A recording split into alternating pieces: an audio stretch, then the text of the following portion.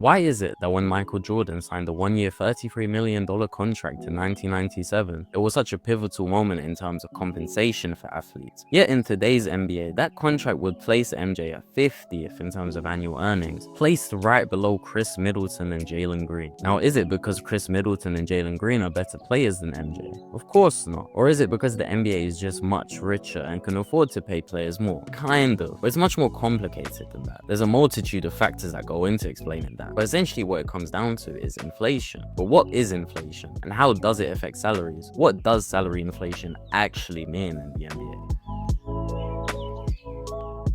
We define inflation as a sustained rise in general price level over a period of time. We track this using something called the Consumer Price Index, or CPI. The CPI shows us just how much these prices have changed. Over the past 30 years, the average annual inflation has been 2.54% in the United States, which would be an over 100% cumulative price index. That means if we go back and look at the $33 million contract Michael Jordan signed in 1997, that would be worth about $64.5 million today when adjusted for inflation. If we take that contract, it would place Michael Jordan first in terms of annual salary in today's NBA, nearly $5 million more than the actual first place highest salary earner Steph Curry. That seems to make more sense, right? But when it comes to NBA finances, it's much more complicated than just looking at inflation. A multitude of factors means money flows slightly differently in the NBA. Let's take a look at salary cap. Team payrolls are pinned to league revenue. The NBA totals up basketball-related income, or BRI,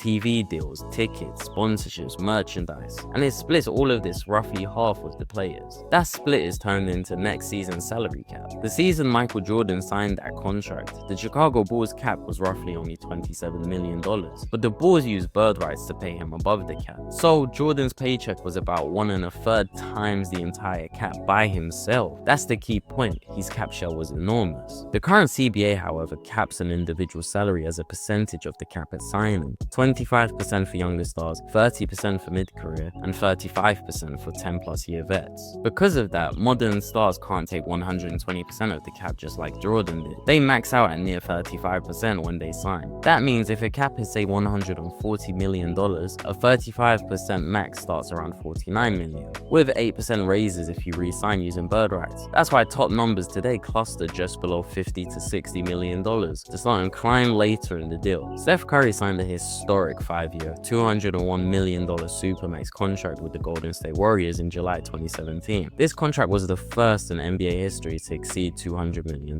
That equates to roughly $40 million a year. If you convert that $40 million back into 1997 dollars, it's roughly only $25 million.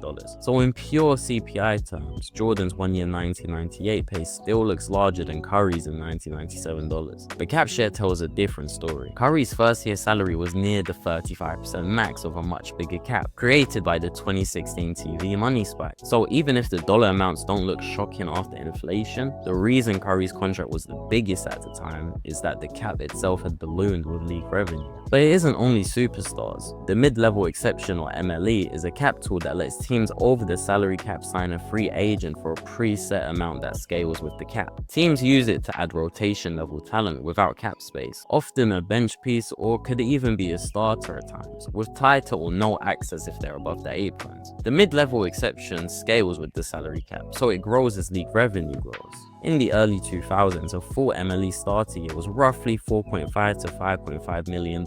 Today, the full non-taxpayer MLE starts at a little over the $12 million mark and rises with the cap. The role hasn't radically changed. Teams still use the MLE for the same thing as before, but the dollar sticker climbs because the cap does. Back in 2003, the MLE could get you a whilst aging but still Hall of Fame Gary Payton, who took the full MLE to go to the Lakers, or Ray Allen in 2012, who ended up hitting the arguably the biggest shot in NBA history in the 2013 NBA Finals Game 6. The point I'm making here isn't that Gary Payton and Ray Allen deserve to be paid less than today's MLE players like Brook Lopez, who went to the Clippers. It's just to show you how revenues grow and impacted the MLE to grow. So modern players benefit from the fact they play in a richer NBA. Now, basketball related income, or BRI, earlier in the video I mentioned BRI, but what is it and why does it matter? Basketball related income essentially comes from revenue the NBA generates through things like TV TV, streaming, tickets, sponsorships, and merch, for example. As BRI climbs, the salary cap climbs. So NBA teams have the room in their cap to pay their stars more, and so every contract tier rises. Hence, when the NBA's new national TV deal kicked in for the 2016 to 2017 season, it massively raised league revenues, aka BRI. Because the cap is set as a fixed share of BRI, the salary cap jumped in one summer from about $70 million in 2015-16 to $94.1 million in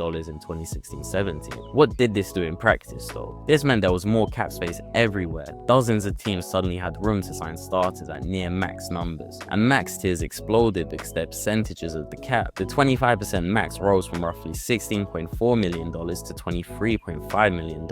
This cap spike also led to one of the most significant moments in NBA history, and led to the Warriors having just enough room after some maneuvers to add Kevin Durant to their roster and sign him in free agency, leading to Golden State cementing their dynasty. However, not all NBA teams benefited, with a lot of franchises suffering from long-term contracts and outsized deals like Timofey Mozgov's 4-year $64 million deal to the Lakers, or Chandler Parsons' 4-year $94 million deal to the Grizzlies. In closing, NBA salary inflation is the cap growing with league money, and the rules are letting that bigger cap flow through to the players. NBA players today just happen to play in an NBA which generates more revenue, and as a result, they reap that reward. As always, if you enjoyed this video, I thank you so much for watching. If you enjoyed the video, please leave a like and subscribe to see more content like this. Let me know in the comments what videos you'd like to see next, and once again, thank you for watching. Enjoy the rest of your day.